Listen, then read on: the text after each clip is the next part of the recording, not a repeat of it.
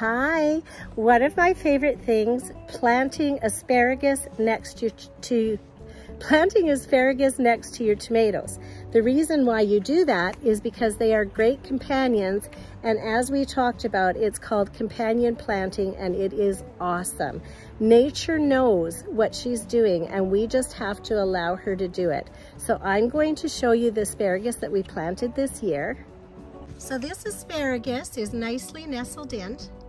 And on a side note, don't be discouraged if your asparagus, because I just planted this year, you're probably not going to get an asparagus harvest until your third year because it takes time for the asparagus to establish itself. But I'm pretty happy with what he's doing here. So I did plant the asparagus beside the tomatoes because, now let me find a nice red tomato in there. Where is he? He's hiding. There they are.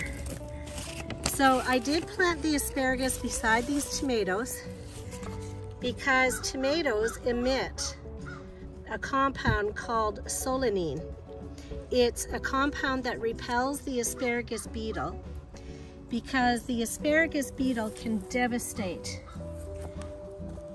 your asparagus harvest. So your tomatoes are doing you an absolute great favor by emitting this compound, because you can lose your whole asparagus harvest with the asparagus beetle. So this little tomato is doing you a big favor.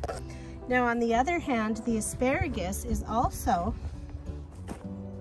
doing a favor for the tomato. Hello there, Daisy May. The asparagus repels nematodes. What that is it's a plant parasite. And nematodes will damage the roots of your tomato plants. So the asparagus is doing something kind for the tomato, and the tomato is doing something kind for the asparagus. So all in all, it's a great thing.